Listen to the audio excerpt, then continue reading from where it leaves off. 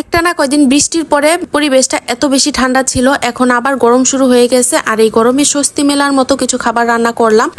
আমডাল এত বেশি ভালো লাগে গরমের মাঝে খেতে। আর কি রান্না করি পুরো ব্লগটা সবাই শেষ পর্যন্ত দেখবেন। আসসালামু আলাইকুম। দুপুরবেলা রান্না বান্না করতে আসছি। আর এখানে গতকালকে রাইসার পাপা কিছু লিচু নিয়ে আসছিল, সেগুলা একটু টক ছিল। সেখান থেকে ছোট ছোট কিছু লিচু আমি বেছে নিয়ে নিয়েছি, সেগুলো ভর্তা করে খাইতেছি। বিশ্বাস করেন আমি আগে কখনো ভর্তা খাইনি। অনেকেই আমার এই ভিডিওটা দেখার পর বলবেন কি এই মহিলা কি পাগল হয়ে গেছে, লিচু আবার কেউ ভর্তা খায় নাকি। আমি জানি এটা কেউ ভর্তা খায় না বা মাখা যাই বলেন না কেন, আমি আমার মন থেকে ইচ্ছা হলো যে এটা আমি একটু ট্রাই করে দেখি ভর্তা করলে কেমন লাগে। যেহেতু টক মিষ্টি ছিল এটা, আর একটু ঝাল মিক্স করার পর এটা না খেতে ভালোই লাগতেছিল। দুপুরের রোদের মাঝে একটু করছিলাম তো আমার কাছে লিচু মাখাটা খেতে ভালোই লাগছে। আপনারা চাইলে ট্রাই করতেও পারেন, নাও করতে পারেন, এটা যার যার ইচ্ছা। আর এদিকে আমি আগেই বলছি রান্নাটা কিন্তু আমি আগেই বসাই দিছি। এদিকে আম ডালটা প্রায় হয়ে যাওয়া অবস্থাতে আছিল, আর এদিকে আমি আমগুলা দিয়ে দিছি। আম দেওয়ার পরে একটু জাল করে আবার বাগারও করে নিয়েছি। এই প্রচন্ড গরমের মাঝে বিশ্বাস করেন এই আম ডালটা খেতে এত বেশি ভালো লাগে। রাইসার পাপা অনেক বেশি পছন্দ করে, আমার কাছেও ভালো লাগে। আর কি রান্না করব সেটা তো বলাই হয় নাই। গুলশা মাছের ভুনা করব,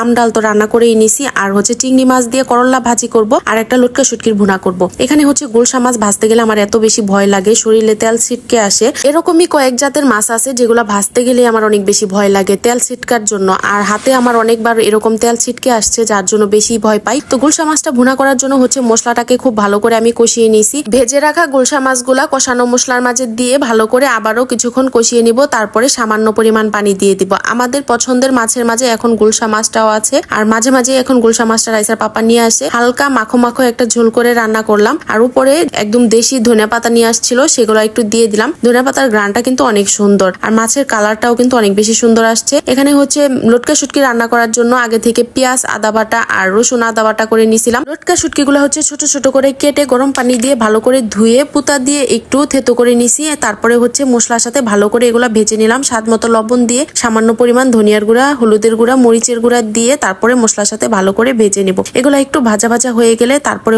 কিছু আস্ত রসুন আমি কেটে রাখছিলাম একটু বড় বড় সাইজ করে। এই রসুন গুলা কিন্তু ভাতের সাথে মাখিয়ে খেতে অনেক বেশি ভালো লাগে। মশলার সাথে এগুলাকে আরো কিছুক্ষণ আমি ভাজা ভাজা করে নিব। ভাজা হয়ে গেলে সামান্য পরিমাণ পানি দিয়ে দিব। তারপরে এই পানিটাকে আবারও টানিয়ে নিব। টানিয়ে নিলে এই রান্নাটা হয়ে যাবে। আর রান্নাটা শেষের দিকে কিছু কাঁচামরিচ দিয়ে দিলাম ছোট ছোট করে কেটে।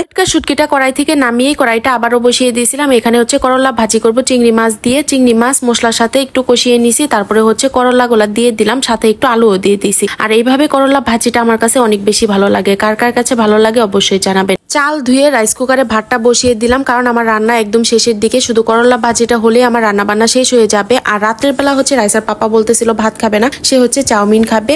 মোটামুটি রাত এখন 12টার মতো বাজে, আর আমি ঘুমাই পড়ছিলাম। রাইসা বুড়িও ঘুমাই গেছে। আর এদিকে রাত্রে বাসায় আসার পর সে বলতেছিল চাউমিন খাবে। কি আর করবো বলেন, তার আবদার কি ফেলা যায়। তো এদিকে সবকিছু কোটাকুটি করে রান্না বান্নাটা শেষ করে নিছি। ভিডিও করতে ইচ্ছা করতেছিল না, তারপরেও শেষের দিকে একটু ভিডিও করে নিলাম। আর রান্না বান্নার শেষের দিকে ক্যাপসিকামটা দিয়ে দিলাম, এতে করে সুন্দর একটা গ্রান আসে। আর ক্যাপসিকামটা খেতেও কিন্তু অনেক বেশি ভালো লাগে। এদিকে জামাই আমার অধীর আগ্রহ নিয়ে বসে আছে কখন আমার চাউমিনটা রান্না হবে। আর সে আমার হাতের এই চাউমিনটা অনেক বেশি পছন্দ করে। এদিকে সে খুব মজা করে খাইতেছে, আর আমি ঘুমে পড়ে যেতেছি। আমার একদমই খেতে ইচ্ছা করতেছিল না। তারপরে বাটির মাঝে নিয়ে নিলাম একটু খাওয়ার জন্য। তাকে বাটির মাঝে বেছে বেছে একটু সুন্দর করে একটু চাউমিনটা দিলাম, কিন্তু এটার মাঝে একটু চুল পড়ে গেছিল। সে যে কোনো খাবার খাওয়ার সময় যদি খাবারে চুল পড়ে, সেই খাবারটা কখনোই খায় না, তার হজম হয় না। আমার আবার কোনো প্রবলেম হয় না, আমি চুলটা ফেলে দিয়ে ওই খাবারটা খেয়ে নিই। যার জন্য বাটি চেঞ্জ করে তাকে আমার বাটিটা দিয়ে আমি তার বাটিটা নিয়ে নিয়েছিলাম। রাইসা বুড়ির জন্য রেখে দিব। বুড়িকে সকালে গরম করে দিলে ও এগুলা খেয়ে নিবে। আর সবচাইতে বেশি ভালো লাগে যখন আমার রান্না করা খাবারগুলো সবাই অনেক তৃপ্তি নিয়ে খায়, ভালো হয়েছে বলে।